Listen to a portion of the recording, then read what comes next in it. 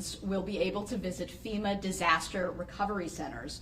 Now, we have 3 municipalities that are going to be host sites throughout the county. We've got Butler, Brookfield, and Muskego, which are going to be conveniently located for our Waukesha County residents to visit if they have any questions about uninsured flood damage. I'm going to go over some of the dates that this will be happening, but this is all going to be posted on our website, waukeshacounty.gov, and also social media, in case you all can't remember all of the dates. So beginning Tuesday, September 23rd, residents impacted by the flooding, again, who are seeking assistance, can visit Butler Village Hall from 9 a.m. to 7. They're going to be open 7 days until September 30th, so Tuesday to Tuesday, which does include Saturday and Sunday. Following that, FEMA moves to the Brookfield Public Safety Building on Calhoun Road, October 1st to the 4th, and then the 6th to the 11th. And those hours, again, are going to be Monday to Saturday, 9 a.m. to 7, except on the 6th, 9 a.m. to 4. The final stop will be in Muskego from October 13th to the 17th. Now, there are lots of ways to apply for FEMA assistance, as we've been publicizing. You can do it online, you can call. But these centers are a really great way for someone who maybe isn't tech savvy, doesn't have computer access, and really wants to have that face-to-face with somebody from FEMA. And we should also note that at these recovery centers, there will be representatives from the Small Business Administration. So with that, I will bring up Waukesha County Executive Paul Farrow to say a few words. Paul? Thanks, Hillary. Well, good morning. I guess I wanted to say, first of all, when you think back, it's about just over a month now that we saw the floods occur in our communities and the communities in the area. What you're seeing today is what counties do. And that's one of the things I guess I really want to point out is we're not just the first responders, we're, as I kind of jokingly say, the second and third responders. We coordinate with our municipalities, with the state, with the federal government to ensure that our residents are getting the care and the assistance that they need. And that's what we're here today to talk about with the FEMA locations. I want to say real quick a thank you again to our communities, the municipalities in Waukesha County have really done a phenomenal job in this situation to coordinate their efforts. I remember the night of the storms that were coming through, we had a number of municipalities that were sharing barricades. We're ensuring that the roads were getting blocked off if there was high water. And that works as well with our emergency management team. And Alex will talk in a little bit. Their coordination with the municipalities and with the state got us to this point. And I do want to say thank you again to the governor for reaching out and providing the assistance here, but also asking for the federal declaration and the president moving forward with that declaration so that we get the monies. One of the things I want you to keep in mind, and we've heard this a couple of times that are out there, that this is a first come, first served situation. It's not. This is the opportunity for individuals to first reach out to their insurance companies. And if they're denied or there's an issue, then they can come to the FEMA centers, come online with the FEMA organization, and apply for assistance there. The other thing I want to keep in mind is we've heard the dollar figure around $30 million. That is not a cap. That is a recommendation that they're looking at, but we have been informed with FEMA that they will continue to help people until we get everybody's questions answered who come out and reach out to us. So our goal today is really to get out to the communities to say, we're here to help. Get online, check out our website, get on FEMA's website, fill out the information. If you feel more comfortable, we've got these 3 locations over the next month now that you can come in person and talk with individuals. They will help you work through the process to make sure we can get you going. The last thing I'm going to tell people is don't wait. If you haven't started repairs on your house, please start them now. Document everything. Keep all the receipts, keep all the information, but start the repairs now and work with us as we continue through the future to make sure that we can get everything taken care of. So I just want to thank my team here at the county, from Hillary and the other PIOs to Alex and the emergency management team and Gail and her team. Thank you guys so much for what you've done, and to the municipalities. Again, the coordination we've had here has been fantastic, and the assistance that we've been able to provide each other has really made this kind of a seamless process for us that the community doesn't see behind. So we appreciate the opportunity to show it off. Thank you. All right, thanks, Paul. And now I want to bring up our Emergency Management Coordinator, Alex Freeman, who's going to talk about everything people need to know to bring if they visit one of these centers. So, Alex? Good morning, everyone.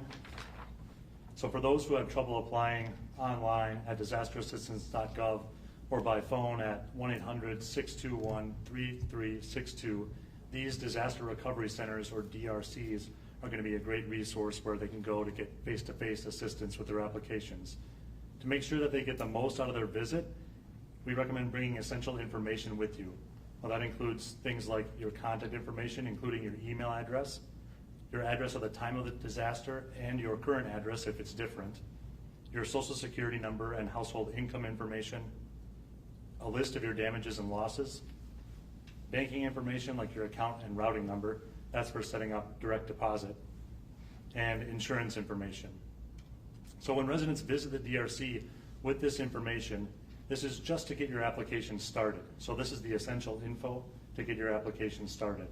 After that, in the next 15 days, FEMA will reach out about your eligibility status, and that's when they'll collect supporting documentation like photos, receipts, insurance denials or approvals, and things of that nature. Another important reminder is just that, as Paul said, folks don't need to wait to make repairs. They can make repairs now, and FEMA will reimburse you for eligible expenses. And then lastly, just another reminder, the deadline to apply is November 12th. While the funding is not first come, first served, and those who apply in November will have the same accessibility to funds and eligibility as those who are applying right now in September, we encourage everyone to apply well before that November 12th deadline. Thank you. Okay, we also have available, if you guys have any questions, we have the village administrator from Butler, Ben Hubrick, here. But we will open it up for questions. We do ask that you keep them kind of Waukesha County related. If you have side questions for representatives from FEMA or the Small Business Administration, we can get those after we are done with this news conference here. So, any questions? Yeah, Alex, what's the latest estimate for the amount of damage in the county and number of residents? So the damage estimates and number of residents impacted haven't really changed from our initial estimates. Just to describe that process, those initial estimates of around $98 million in combined residential and commercial damages, those were to provide an initial snapshot, our best estimate of the damages in Waukesha County. That painted a picture for FEMA that advanced our application for individual assistance and the Presidential Disaster Declaration, and that went directly to Wisconsin Emergency Management. But after that process, their local damage assessment process has been completed, and so that number won't be getting updated.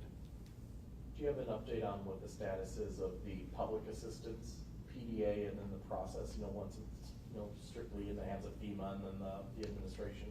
Yes, the public assistance PDA process has been completed now with around $26.5 million in validated damages statewide. Waukesha County's validated damages are approximately $2.18 million in public costs. Those are costs to local governments for things like damage or the cost to respond. So Waukesha County has exceeded its threshold. The state has exceeded its threshold to be eligible for public assistance, and now it is in the hands of FEMA and the White House to make that determination. Are non-Waukesha County residents welcome to come? If you have someone in the Washington County Department, Omni Falls or something like that, if it's easier to come down, anything of that sort, is it open to anyone to come and apply? Yeah, these disaster recovery centers are not going to be limited by county lines, either on our side of the county line or on Milwaukee County or Washington County line. So they're open to all residents who are impacted by the disaster. So people, if they haven't called 211, they're not ineligible to go to these, right? It's anybody who maybe they didn't realize they had damage right away and they later figured out something washed away or something like that. Anybody who has damage can go even if they haven't reported it yet? That's exactly right. Anyone who has damage, whether or not they've contacted 211, whether or not they had local authorities visit their home for a damage assessment, or even if they had a FEMA preliminary damage assessment team visit them, none of that needs to happen to be eligible to apply at disasterassistance.gov or at one of these disaster recovery centers. Ben, just talk about why it was important to host the Disaster Recovery Center in your community of Butler? Yeah, it was very important because Butler saw a lot of homes be impacted, a lot of individuals. We wanted to bring these resources directly to our residents who may, as Hillary had mentioned, may have difficulties getting online, navigating the website, basically getting these resources in front of them so they can feel free to come in, drive 2 minutes, get their questions answered. And Butler was really heavily impacted. The governor did visit us a couple weeks ago and toured one of the businesses that was impacted by the floods. So I think that it's really important to get these resources directly into the hands of the Butler residents. I guess, he gave the cost of damage for Waukesha County in total. Do you have any specific numbers as it pertains to Butler in particular? Our public assistance, I believe, is somewhere in the couple $100,000s. When it comes to the private damages, I believe it's in a couple $1 million. I don't have the exact number for you, but I know it's north of $2 million of individual damages. Any final questions? I think just one thing to end on. Yeah, you don't also have to go to one of these centers to get assistance. Again, it's just another way, another opportunity for people to get the help they need in this recovery process. Muskego, I didn't hear times or place for that. Sure. Muskego will be October 13th to the 17th, same hours, right? Correct. Yeah, this is going to be 9 a.m. to 7 p.m. at Muskego City Hall. Could you just give the Butler and Brookfield ones again? Sure. Butler will be September 23rd to the 30th, Tuesday to Tuesday, including Saturday and Sunday. Hours are 9 a.m. to 7 p.m., Butler Village Hall. And again, the address and all of that is going to be online momentarily. There's a reference in the press release for press conference today about October 30th as the date. Is that somehow relevant? Get your stuff done by then. I think Yeah. November 12th is the date that everything has to be in. So, us in Wisconsin, we love to procrastinate. So we're telling people October 30th. So we've got a little bit of a grace period there. So, yeah, because I think I saw something on Did it- October 30th that the recovery did we centers are change? open until the 30th. So, Yeah. It could be that recovery centers elsewhere might be open through October 30th. They could continue through October 30th here if the need is established and if things are extended.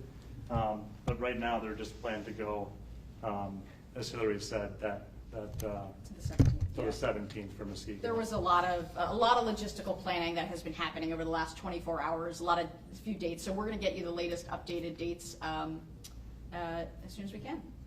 Any final questions? No? Okay. Well, thanks for coming, everybody.